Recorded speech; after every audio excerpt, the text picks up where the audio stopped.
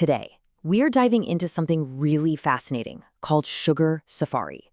It's a completely fresh take on how we talk to kids about food, and honestly, it might just change how you think about it too.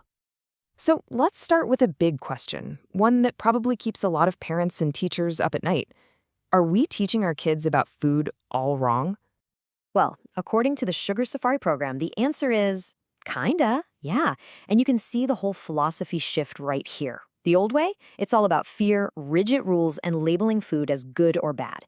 But the new way, the Sugar Safari way, flips that script. It's about empowerment, giving kids tools, and this really key idea of food neutrality. It's a total game changer. So how do they actually pull this off? Well, it all starts with a simple but seriously powerful idea, the body castle metaphor. Okay, here's the big idea. Your body is a castle, and guess what? You are the ruler. It's such a simple shift, but think about what it does. Suddenly, you're not just passively eating food. You're the king or queen of your very own domain. And this is the message they drive home again and again. You are the king or queen of your own body castle. It's so empowering, right? But it's also about self-worth. It tells the child, you are worthy of being the ruler of this amazing body. And the castle metaphor goes even deeper. Your organs, they aren't just these mysterious things inside you. Nope. They are your helpers, loyal subjects working for you, the ruler. Your brain helpers help you think, heart helpers keep you strong, and tummy helpers give you energy. It's just a brilliant way to teach kids about their own bodies. All right, so you're the boss of your castle. Now you've got to decide what to let through the gates. And this is where the program gets really interesting. It makes the case that sugar itself isn't good or bad. It's neutral.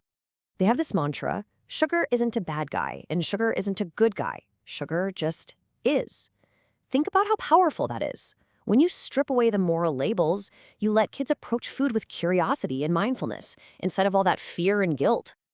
So you might be thinking, okay, if sugar isn't bad, then how do you explain the difference between an apple and a candy bar?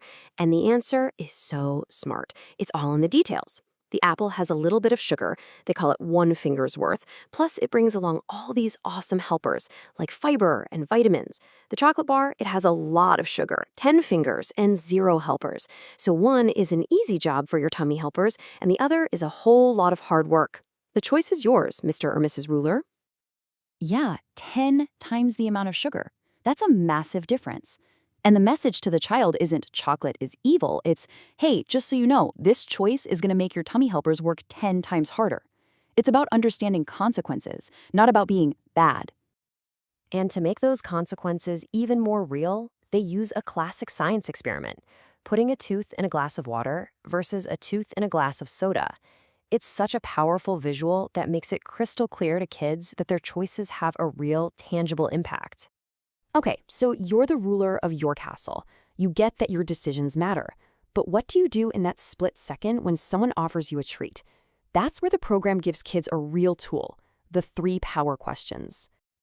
These questions are so simple, but they're incredibly effective. First, does my body need this right now? Second, have I already had sweet things today? And third, what does my body need more? See what they do? They get kids to actually check in with themselves and their own bodies. And let's be clear, the whole point of these questions isn't to force kids to always say no, not at all. It's to get them to just pause, to take a breath and make a conscious choice instead of a reactive one. That's a skill that's going to serve them for their entire lives. So what do you get when you put all this together? You've got the body castle metaphor, the food neutrality, the power questions.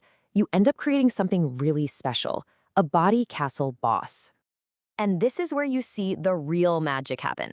It's about totally replacing shame with confidence. Kids learn they're not weak for wanting something sweet. They're not naughty for eating it. No, they are brilliant for learning how to be the boss. This is how you build a healthy relationship with food, right from the start. It all comes back to this one single idea. You're the boss. You make the choice. It's a message of empowerment, for sure, but it's also a message of personal responsibility. You're in charge, and you have the power to make great choices for your body castle. So it leaves us with this huge question, doesn't it? What if the whole goal of food education wasn't about teaching kids to just obey a bunch of rules? What if it was about teaching them how to be the wise and kind rulers of their own bodies? It's a pretty radical idea, but man, it's one that could change everything.